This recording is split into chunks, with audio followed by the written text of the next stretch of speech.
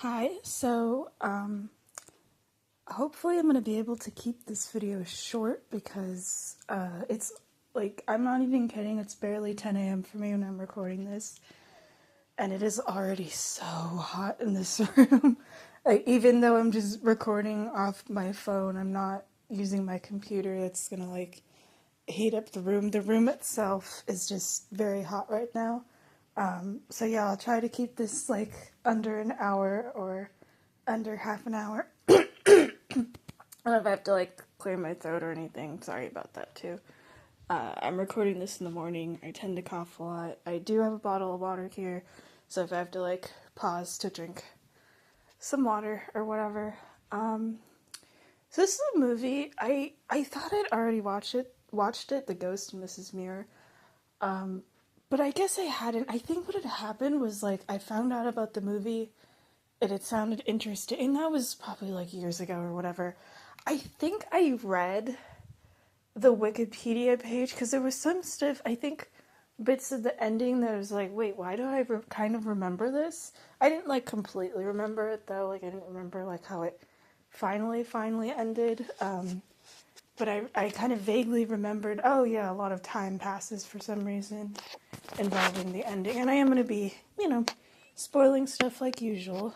But yeah, sometimes with movies, it's like if I can't find somewhere like a streaming service or whatever to watch a movie and I'm interested enough in it for whatever reason, I'll like go on the Wikipedia page. Or even if I'm like interested, but I kind of want to know what it's about anyway, I'll like go on Wikipedia and I'll like scroll through the plot description a little bit to see. Sometimes that's my way of watching a movie I can't watch otherwise. But this one, I had it on. I have like so many movies on my. I have a Letterboxd account, and I have so many movies on there that are just on my like list to watch later. And this was one of them. I think just because I kind of remembered I'd wanted to watch it, so I added it on there. And then I've been using YouTube TV a bit more lately, and you can find movies that are like playing on TV and record them and whatever. So I recorded a whole bunch, and this was just one of them. And I had watched a movie. I might also make a video on it. It's called Spring. I'd watched that, which is like a romance movie with like supernatural elements and stuff. And then I'd recorded this one as one of the ones I recorded, and I thought, yeah, I kind of want to watch another movie about a supernatural romance, and I wanted to watch this movie anyway. So yeah, I finally got around to watching it. It's also apparently a TV show, because I know this movie is from, I think like the late 1940s. I don't know if the TV show was made before or after the movie. But I can, like, completely understand now that I've actually watched the movie why there's a TV show. I'm gonna assume that the TV show probably came first. So usually it seems like it's the opposite of, like, a movie's made and then there's, like, a show. And the only reason I'm thinking that the show probably came first in some way is because this movie actually has, like, a really nice ending that feels very final. But yeah, with the show I can understand because like the movie, and I love that the whole movie is basically just it's one of those romance movies where it's kind of just like two people. I mean, there is like a little bit of a plot, like things do happen, but it's mostly just like two people and they're talking and they're bonding, and there isn't really like a ton of characters. I tend to like that for romance movies. Spring is actually kind of the same way. So that's like just pretty much how the movie goes.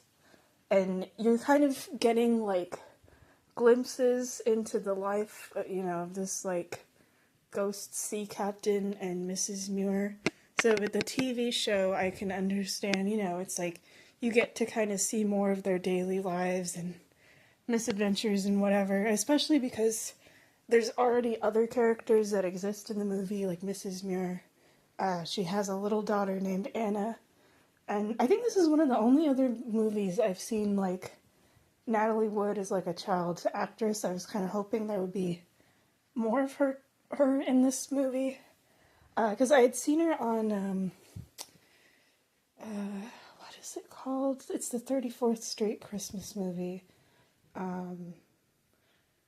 It's the one where it's like Santa Claus works at a mall, but it turns out to be the real Santa Claus. It's like a very classic older Christmas movie. I'm forgetting the name, but she's in that, and she looks like she's like about the same age, and is just this absolutely adorable character in that one of just like this, you know, this cute little kid who believes in Santa. Sorry, I'm like getting into that movie too.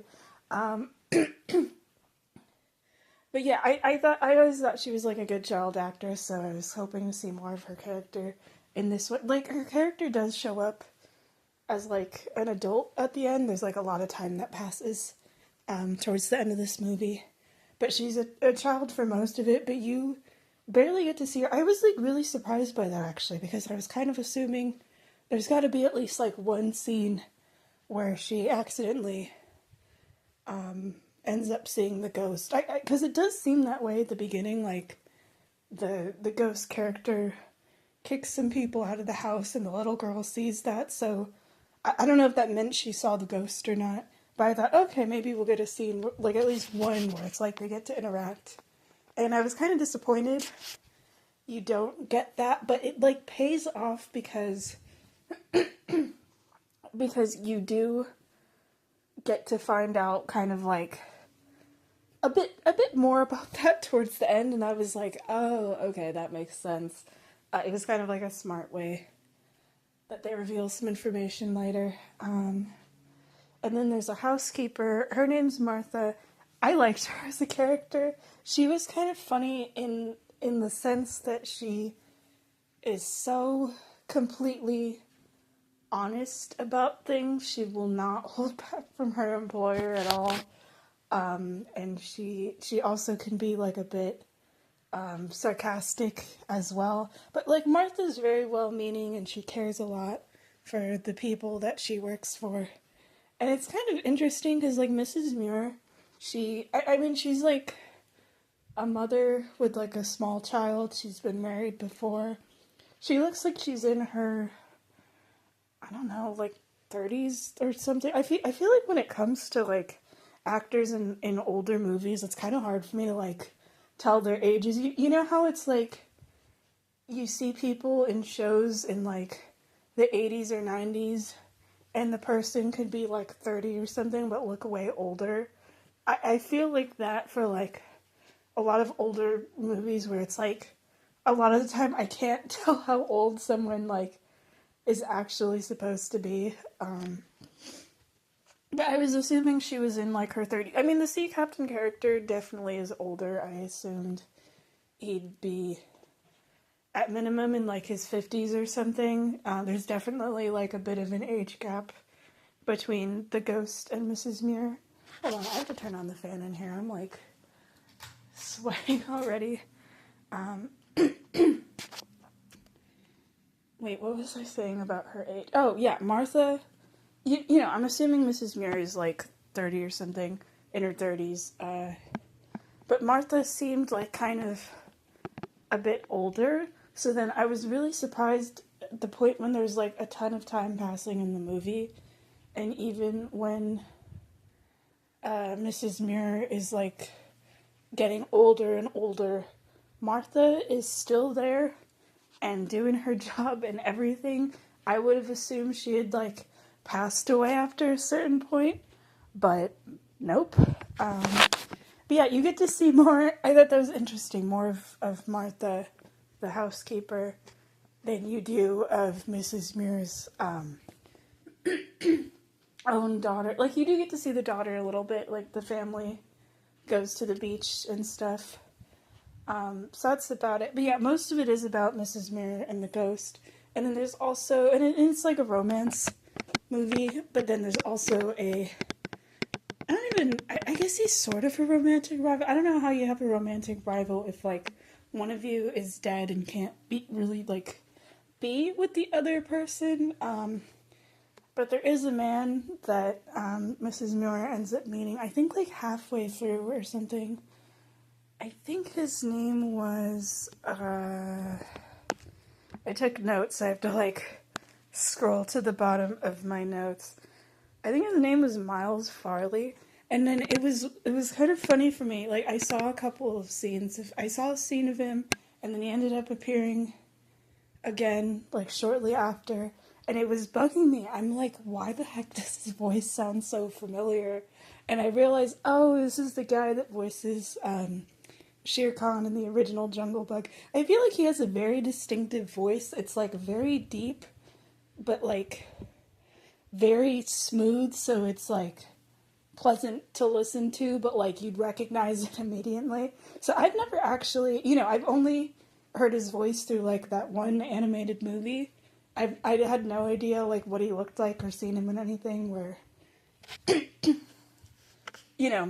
where it's live action, he's not voicing a character, so that was kind of, like, threw me off at first. Or, when, like, you listen to someone's voice in something you, like, watch for years, and then you get to see them in something where you see their face, and it's like, it's that person's voice coming out of your mouth. Yeah, it's like that. But that was kind of cool. But his character, well, I'll have to talk about that when I get to that point in reading through mine. I kind of wrote notes that are, like, going in order of the story. Actually, speaking of voices, I kind of want to see the actress that played Mrs. Muir. Oh, yeah, her character, I mean, it's called The Ghost of Mrs. Muir, but her character's name is Lucy, so I'm going to just refer to her as Lucy. I just wanted to mention about that real quick. And then the ghost, I think his name was, like, Captain Greg. I don't completely remember it.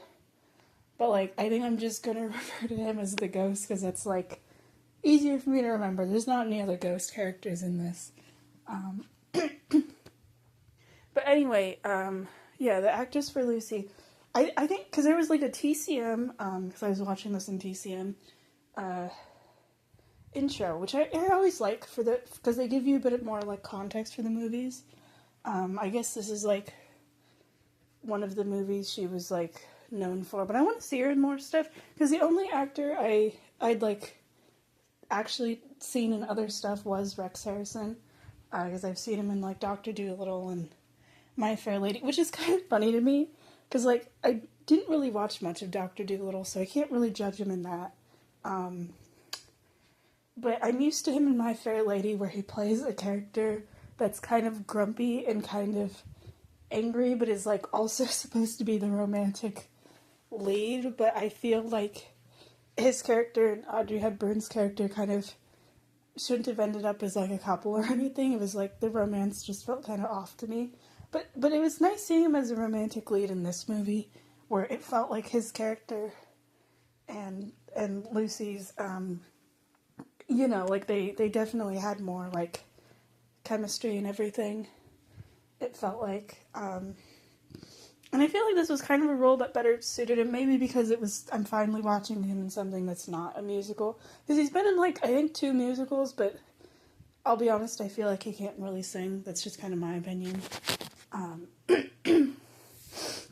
Like, he speaks his way through My Fair Lady, which kind of bums me out, because, like, that's such a good musical. But yeah, I'll have to definitely check out some of the actors from this movie. But I was going to say, yeah, the actress that plays Lucy, she has, like, a very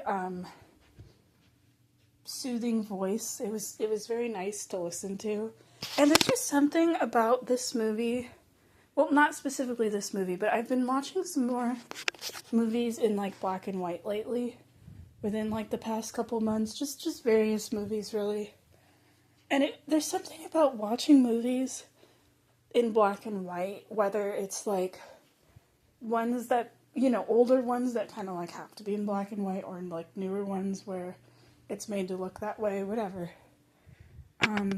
There's just something about movies being in black and white that are just, like, it's, like, easier for me on the eyes, and kind of actually makes me feel more relaxed. I don't know if it's just, like, the absence of color, and it feels less overwhelming on screen. Not that I have a problem with, like, movies in color or anything. Sometimes that's, like, fantastic.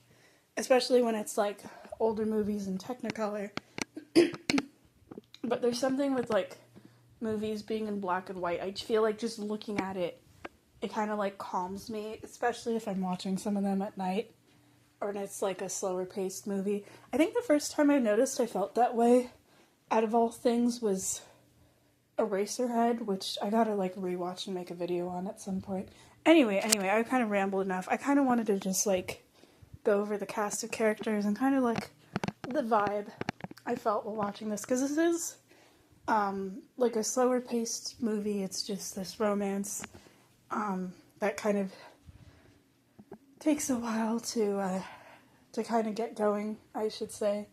But I think it was only like 2 hours or something. It might have been a little bit less, but I thought it was like actually like well paced. Yeah, it's like a movie where it's mostly just two people talking. So that would be a movie I would actually want to be slower paced without getting to the point where it's like boring or anything. Okay, I gotta pause. I feel like my nose is kind of really stuffy right now. Okay, I think I'm better. Sorry, I just end up as like a complete mess in the mornings, and sometimes that's like the only time I can kind of record during the day. Okay, let me get into my notes. I know this is already 16 minutes. I can go, longer because I have the fan on. I'm not like sweating like heck in here. Okay, so something that, and I mean, it has to do with Mrs. Muir's character, and her growth as a character, and really part of her whole relationship with the ghost is that everyone's telling her, especially at the beginning of the movie. I mean, it kind of happens throughout like the whole movie, but especially at the beginning, it's like everyone's telling her like what she can and can't do based on their own opinion, and it pisses me off. And you know what? Lucy's better at dealing with that than me, because if it was me, I would be like getting like really upset with people and stuff and like yelling. But she's very she's able to handle it well, where she's a character that's like really polite but also doesn't really let people push her around. She stands firm in what she wants and what she thinks is like good for her and her family. And I thought that was really cool. Like, it starts off, you find out that she's a widow, she has a young daughter, and she's been living with her husband's mother and some other lady, I think like the sister-in-law, but she's been staying with them, and she doesn't feel like part of their family, and she's lost her husband, and she wants to like basically live her own life. I thought it was kind of sad. Lucy ends up telling them like, oh, I've never really had my own life. It's always been like Edwin's life or somebody else's. Edwin's the name of her husband, by the way. And the other two people are kind of freaking out, like, what? You're gonna go and live just you and your daughter, and you're deciding to take your housekeeper, and they just kind of view it as outrageous and think she'll come like crawling back to them, which is funny because she actually stays in the house she ends up living in for like the rest of her life and everything. She's perfectly happy there, won't let anyone make her leave. And then she meets the guy that's selling the house, and he doesn't want to sell it to her, and he's originally like, yeah, this doesn't suit you or whatever, which I think it does turn out to be, he knows it's haunted. He's like the nephew of the ghost or whatever, so like he knows that a ghost, someone's like died in there and everything.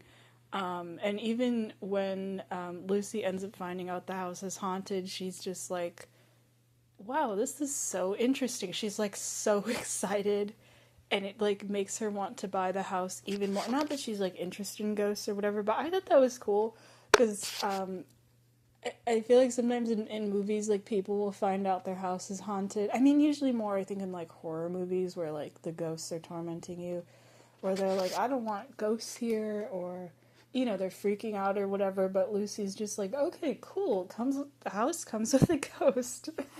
And she ends up buying it.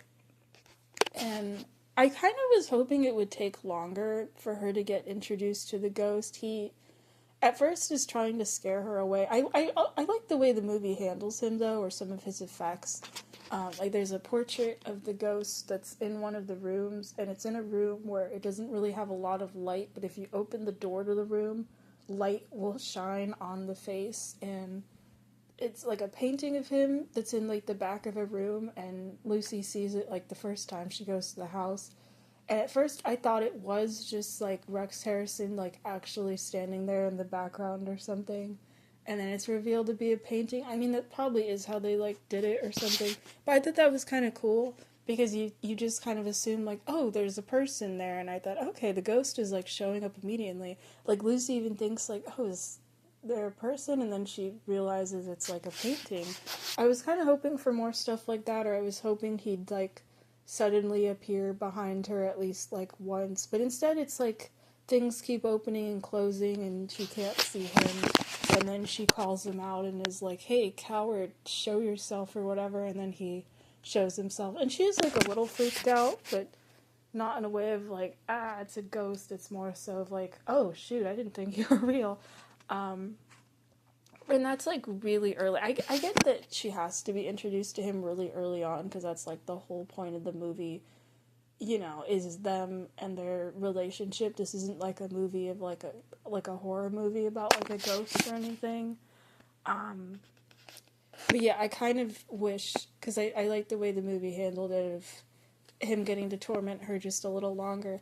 But I find the logic of this ghost kind of interesting, where he's invisible to everybody unless he decides to make himself visible. So he actually just chooses to have it where he's only visible to Lucy. But they have this thing where it's like other people can hear his voice, and it's kind of funny because, like, you know, he has a very different voice from this woman, and sometimes he'll like choose somebody out, like he's in the room and they can't see him, and they just assume that this deep voice that's cursing at them is coming from Lucy, and she has to just like play it off as whatever. It happens like multiple times in the movie, but it's like kind of funny, honestly. Um, but yeah, it's nice they get to know each other like pretty early on, but I kind of wanted more spooks and things. And the way they insert him in scenes, they have it where it's like suddenly the room will go dark, or the camera will be more focused on Lucy, and then the ghost kind of just reveals himself. Like there's a part where she's on a train, you don't even know he's there, and like the camera is just on her, and then you hear his voice and the camera moves away to reveal more, and it's like at the same time that's happening, the lights kind of flicker because they like go through a tunnel or whatever, and then he's just sitting there, you know, which I guess, you know, they have to be able to put the actor in the scene and stuff. I know why it's like that, but I think it actually works with the movie too, because this is a ghost that like reveals himself whenever, so it's like, you know, she doesn't see him and then he's just there. I feel like that is kind of realistically how the ghost logic in this would work. So if anything, that like added to the movie.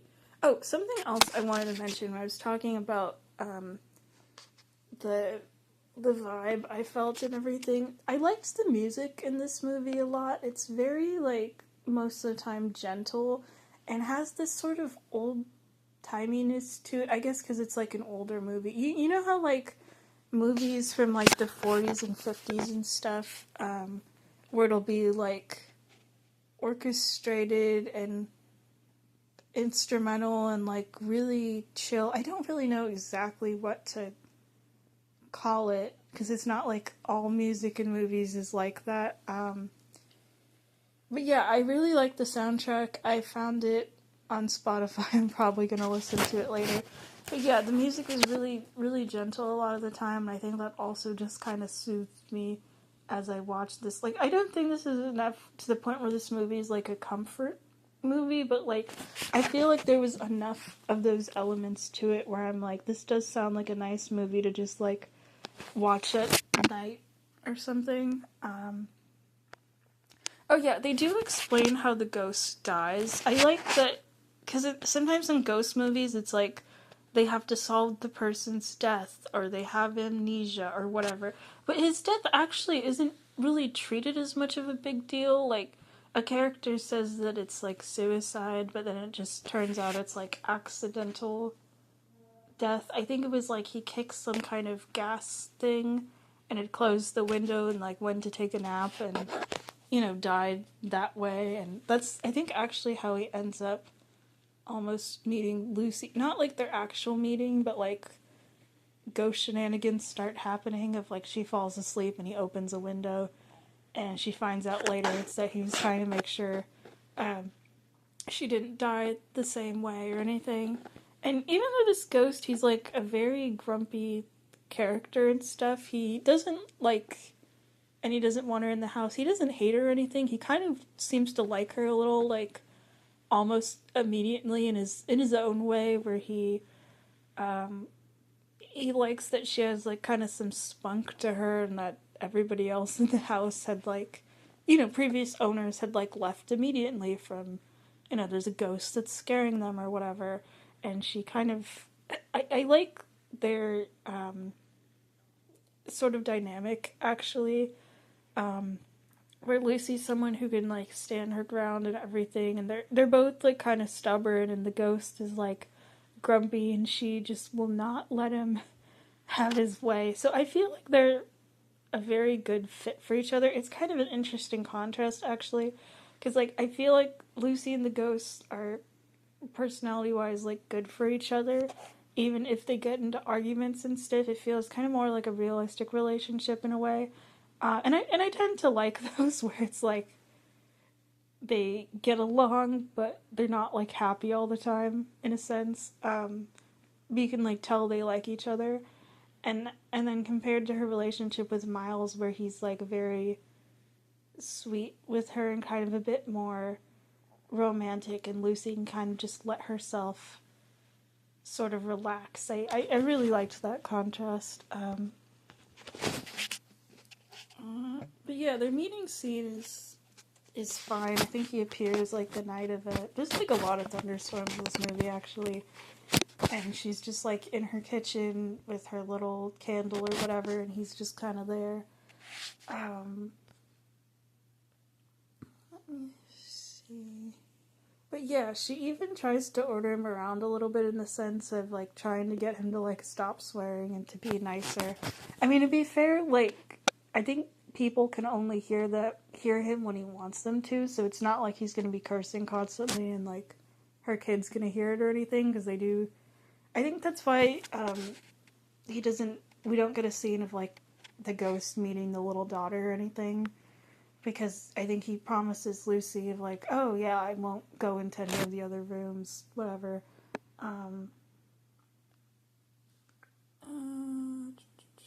But then there's a scene. I was kind of hoping we'd never have to see Lucy's in-laws again, because they're just not nice or anything, and they like worry about her to kind of a degree where it's like a bit too much and everything.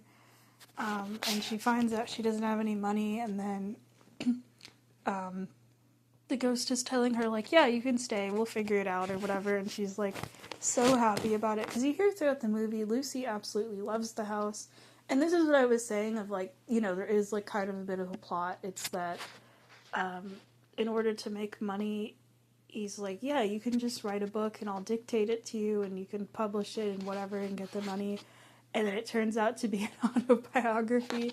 And I mean, he does have an interesting life. He's like a sea captain, but I just find that funny that he's like that confident a book on himself would sell. I mean, to be fair, it does, and it does end up, the money letting her keep the house and everything.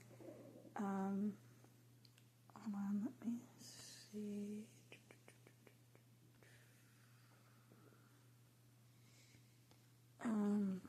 But I like this scene when Lucy goes to get her book published, and I mean, I don't remember what year this movie is supposed to take place, but a lot of the male characters are very sexist. That's always kind of annoying, but I guess that was just like the time period or something. And even the captain's that way too, but like once he likes Lucy, he kind of just tries to defend her a little bit. Well, I think it was also in the context of this particular scene I'm going to talk about.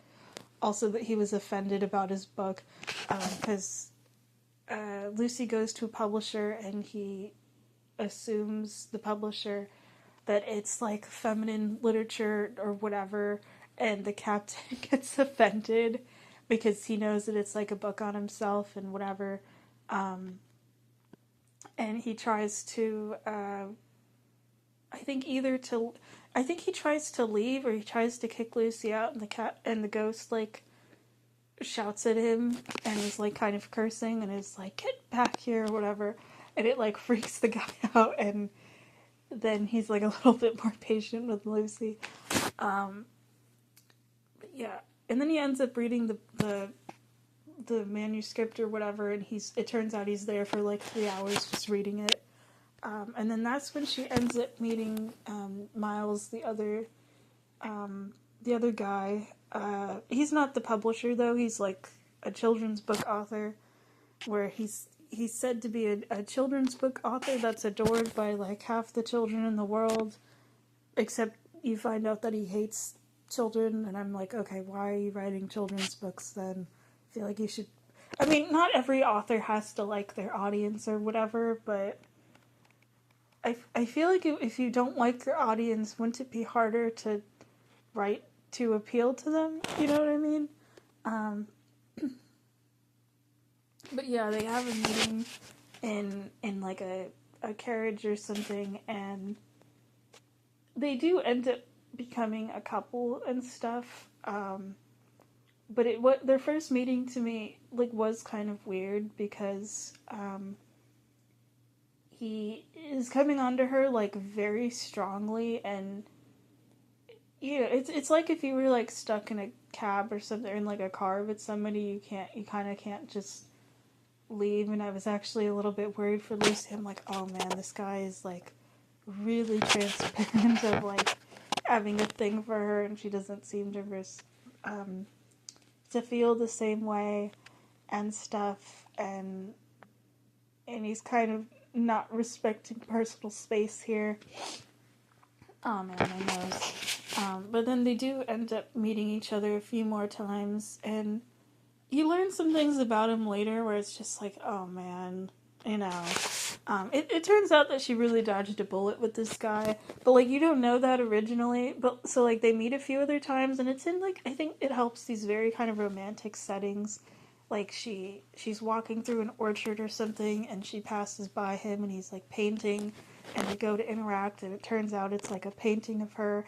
Actually, I do feel like that was kind of red flag a little bit because, I mean, bathing suits and stuff were different in that time, where, you know, it's not like it's like people are wearing bikinis or anything. Obviously, they're like pretty covered up.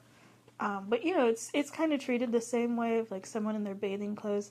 It didn't even occur to me at first, like describing someone bathing as the same as like, you know, they're in their bathing suit, and they're going to go swimming in like the ocean, because she's like, oh, hey, you painted me bathing, and I was like, wait, what is this guy like stalking her? Is he like looking through her window that's her? And then you see what the painting is, and you're like, oh, okay, it's like, you know, someone took a picture of you and you're like out at the beach or something, you know. But I didn't realize the context of what they actually meant by bathing. I was thinking like bathtub, you're not wearing anything or whatever, and I was like, how's this guy not arrested?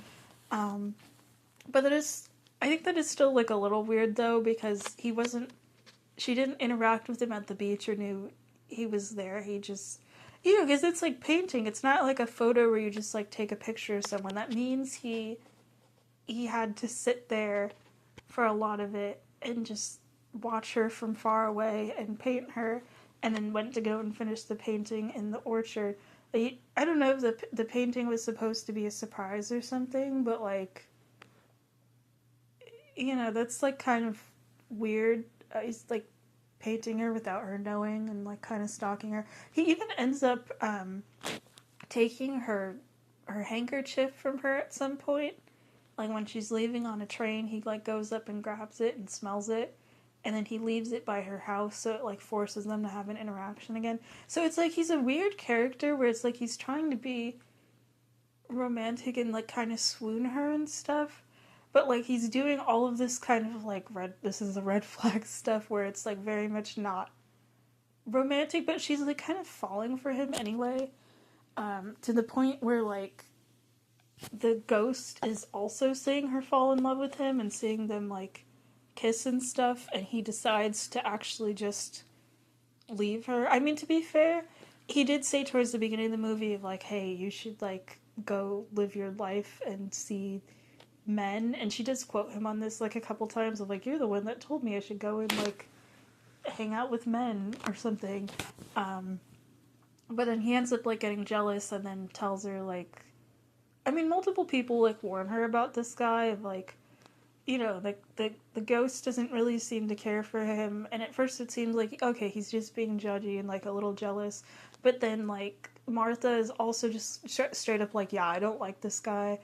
And it was like kind of weird because I was thinking like, okay, he seems like he really likes her and she likes him, but it's not like these two other people, or at least Martha would know of like, you know, his behavior is a little weird. Why is she like getting a bad vibe? And then you find out that he's married. He's married and he has kids, so he's cheating. And Lucy doesn't find this out from Miles. She like goes to his house and his wife is there, and Lucy said she's like a literary friend. And I felt so bad for the wife, where she's like, oh, you're one of my husband's like literary friends. I don't really get to meet them much. And she's like talking about her kids and says that he adores our children or something. So he does like kids. It's just that he likes his own. And or I think she says that he just likes children in general or whatever. So I think he like had lied about that. And then you kind of learn he's like cheated multiple times. Actually, it's not just with Lucy, because Lucy like tries to excuse herself. And I was thinking like, why don't you tell this woman like, hey, your husband's like cheating on you and stuff. But the sad thing is that the wife, I don't remember if she introduces herself or not, so I don't know her name. She's like, oh, okay, I think I understand. And she's like, yeah, this has happened before. And she's so calm about it too. She's not like angry at her husband or anything of, you know, you've been off with all these women or whatever. And I felt so sorry for her.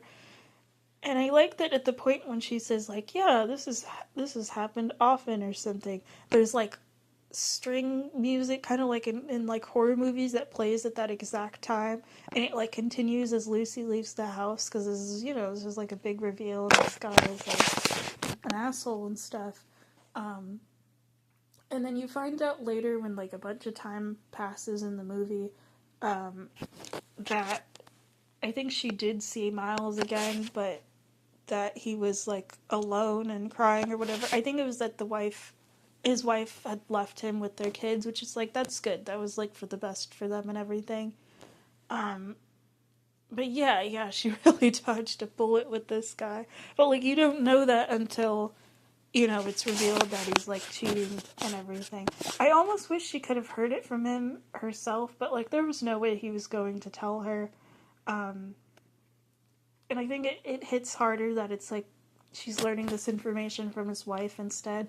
But I felt sorry for Lucy because she had been telling Martha like, oh, I'm so excited to see Miles, and I think he's gonna ask me to like marry him and stuff. And it's like, no, they would not have been able to have a future together.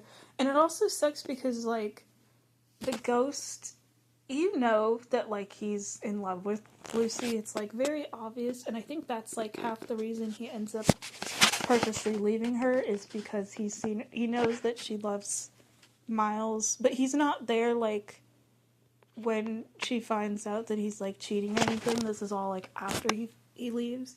But I think it's half like, okay, you're in love with someone else and we can't be together, you know, because he's like a ghost and everything.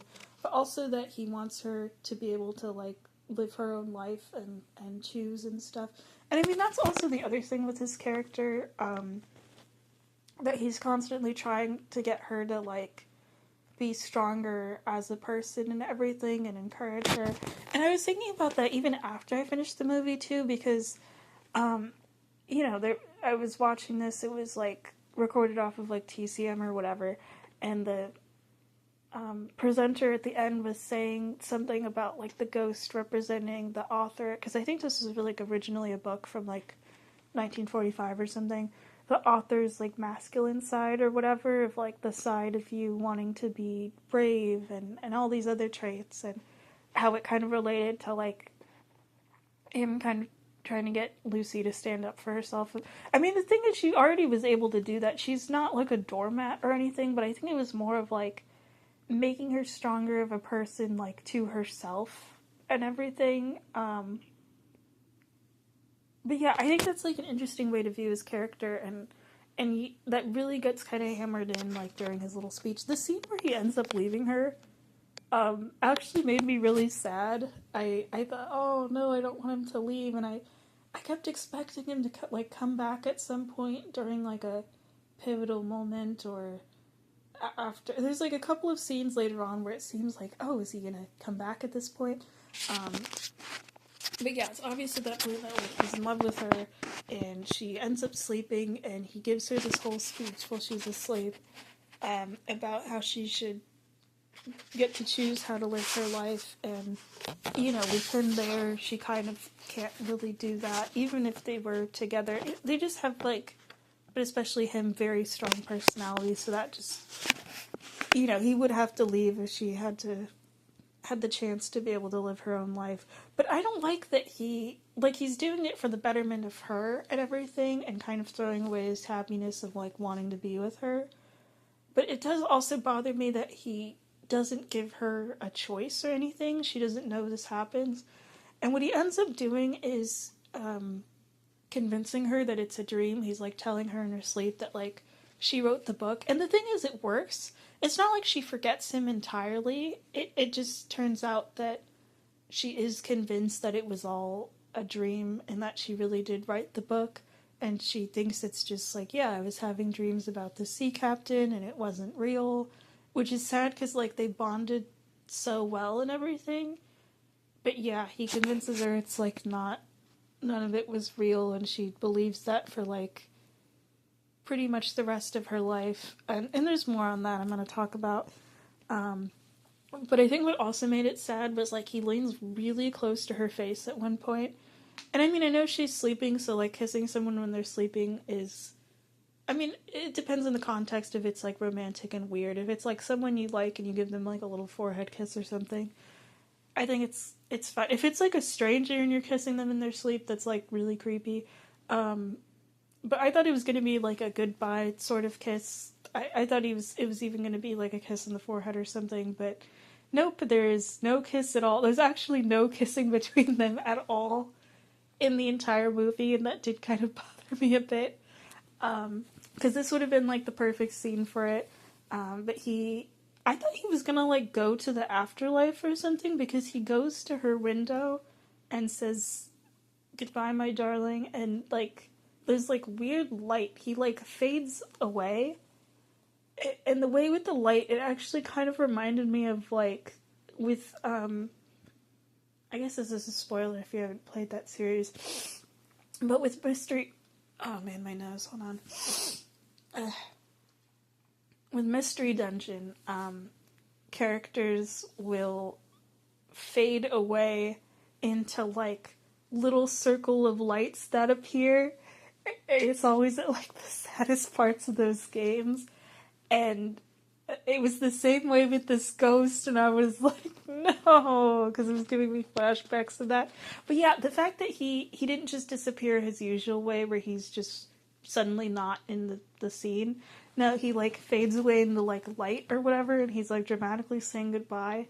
I thought he was, like, leaving to the afterlife forever, and she would, like, never see him again, and I was, like, actually really upset about this. But yeah, he's gone, and then she finds out, that Miles is like cheating on her. I don't think they have any more like romantic scenes after the captain leaves. I think it's that she was gonna go see him, and then she finds out the cheating thing, and they're like, oh man, she doesn't have this guy, she doesn't have her ghost roommate or whatever. And then they have this thing where a bunch of time ends up passing like really fast. And I like the way the movie shows that time is passing, because, like, when Lucy and her daughter Anna go to the beach, there's this guy that carves in Anna's name into this, like, wooden post thing for, like, sailors to see or whatever. And he says, like, yeah, this is gonna last, like, a ton of years or whatever. You're gonna be here forever. And then as time is passing, it's, like, slowly getting more, like, worn down and pushed to the ocean to show, like, yeah, time really is passing. You can, like, tell by people's ages, because there's, like, a time skip to the point where Anna is in college and has a boyfriend and is, like, gonna get married or something. And it shows that, yeah, Lucy has just been alone this whole time. And it is kind of interesting. There's, like, 2 points where there's time skips, and you think, like, okay, that's, like, a really long amount of time passing. Why is it suddenly at, like, this point and everything? But I think they were good points to pick in Lucy's life, and they're both so important with, like, what happens and everything. I thought it was really interesting because Lucy, she gets to meet Anna's boyfriend, and then her and Anna go into the kitchen to talk for a little bit, and Anna mentioned something about, like, yeah, you've been alone this whole time, do you want to, like, come live with us? And Lucy's like, nah, I'm good here, I love this house. And then Anna casually just mentions about, like, oh yeah, this ghost of the sea captain. And Lucy's like, wait, what, how do you know about the ghost? And it's revealed that Anna, since she was, like, a kid, was friends with the ghost, and that they used to talk and stuff, and he eventually went away, and that he was only with them for, like, a year, and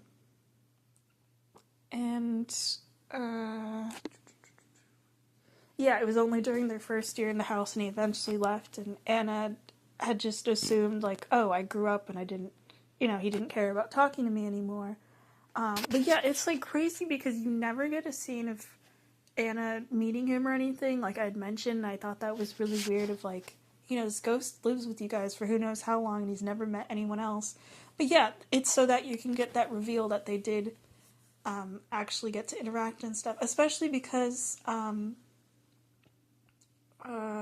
was I going to say?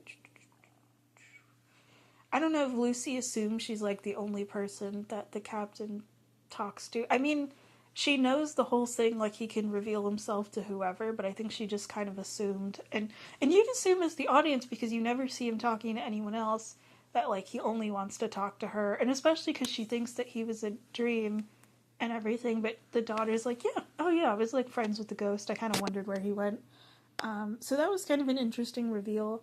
But yeah, it turns out the daughter was in love with him as well, and she kind of just assumed that her mom was too. But it's kind of sad because then Lucy's talking about this, and she's, like, convincing herself that it was a dream, and she can't really remember almost any of it, and then she's saying, like, yeah, he probably wasn't real anyway, or whatever, and the daughter kind of has more faith in him. So it's kind of sad because, again, they were, like, so close and everything, and now it's like she doesn't really care. She even gives this whole little speech of, like, she's been happy being alone and everything. Her speech is, like, kind of heartbreaking because she's happy in her house and with her life, but she's, like, a little lonely and she can't remember the ghost, which she's, like, fine with that. And she's fine with just her and her daughter. It's just kind of interesting because she said at the beginning of the movie of, like, yeah, I've never really had a life of my own. And now she's saying she's not saying, like, oh, I don't have my own life and my life's focused on, like, my family and stuff. She, at this point, has had her own life of living in this house and whatever, even if she's been lonely. But she says, like, yeah, I'm content with just, like, you and Martha and everything. She's like not interested in a romantic partner. But the thing is, like, between this little interaction and then a later one where she's like really old and it's just her and Martha and whatever, where Lucy will like stare out the window into the ocean, or the way she's interacting with Anna here, you can tell it's like, even though she can't really remember him, this feeling of like something's missing. You kind of get that vibe because she can't really remember. It almost reminds me a little bit of like the character Donna in Doctor Who. She ends up getting her memories erased at the end of her storyline, and you get to see her like years later where she's like happy with her life with her family, but she knows she's kind of, something's missing, she's forgetting something. It kind of gave me the same vibe of that, so it feels like a little bit sad that way. I mean, Lucy seems to be happy just living with Martha and everything, and getting to be in that house, but, and I mean, she could like go date if she wanted to. She can go do whatever she wants and everything. I do feel like she probably didn't, because the heartbreak, it's like the timing of it, of like she, you know, she gets her heart broken because of Miles. There's even a scene where she ends up like crying about it and stuff, and then she never tries to like date anyone again. So I feel like it is kind of related to that. But I feel like the way the movie portrayed it, even if they're not super direct about it, I feel like, you know, the ghost left and she kind of just never really got over that. I feel like it's kind of a way of saying of like, yeah, she was with Miles for a bit and stuff, but she only ever had eyes for the captain, especially with the ending of the movie, where it shows that Lucy is an old woman and Anna actually, I think, has a granddaughter, and the granddaughter is engaged. So it's like a ton of time has passed, really. It's like Lucy's basically at the end of her life. Martha's still there, though. Martha is still doing her job. Martha is like just as old somehow. I just really thought that Lucy and Martha, weren't the same age or anything. But I'm guessing they are because of what happens to Lucy first before anything happens to Martha. But yeah, they're there and they're in the house, and Lucy mentions about being a little tired or something about her arm, and she goes to sit in her favorite chair in the captain's old room or whatever, and she has some milk and she goes to drink it, and I thought she was actually going to drop the glass and that Martha was going to show up, but it's just kind of in her hand and she passes away. And I really like the way the movie does that scene, actually, with the camera and the lighting and everything, where you see Lucy sit down and the camera moves towards her feet, and you see the glass, the milk is coming out of it, and you know at that point, like, okay, she's passed away, without like even seeing her face. You can just tell from that action. And then there's a shadow and someone walks up to her, and it's the ghost, and I think it's because Lucy's last words are something of like feeling really tired or something, and the ghost walks up to her and says, wait, hold on, it's in my, dang it, it's in my notes, I need it to scroll, give me a second, because I wrote it down. Oh, it's, and now you'll never be tired again. And then he holds out his hands to her, and she puts out her hands, and he helps her up, and you see that her hands, they're like wrinkled and stuff when she's sitting in the chair, but when she puts her hands in his, her hands don't have any wrinkles, and it's revealed that it's the younger version of herself, the one where they had originally met. And she gives him this look in her eyes, that just has so much like fondness. Yeah, she looks at him with like such fondness and everything. She doesn't even say anything. And then they hold hands and they go down the stairs, and she tries to talk to Martha, and Martha can't hear her, so you know, like, okay, Lucy's like actually ghost at this point. And they walk out of the house, and there's like this fog or something covering the ground. So I was assuming they were like going to heaven or something. I wasn't sure. That's the way I'm interpreting it, which I think makes the scene even like a little nicer in a way of like, you know, the ghost had left her and I had assumed he went to like the afterlife. I didn't think he was, I wasn't sure if he was ever going to come back or anything. But the fact that he came back right when she died and then they presumably went to heaven means that he waited for her all of these years so that they could like go to the afterlife together. I thought that was like really, really sweet actually. But yeah, the way the camera was and everything, where it's like you don't see Lucy's face and the ghost like walks into the frame, it felt like something, just the kind of thing they would do in like the camera and everything in like the Twilight Zone. It's like I saw that and it just felt like some kind of type of like Twilight Zone reveal a little bit. Just the whole vibe of that scene. But yeah, I thought that was like a really sweet ending. I mean, on one hand, I was like a little bit mad at first when the captain walks in and you realize he's there, because I was like, they could have been together this whole time, and he waited until like literally the minute she dies to come back for him.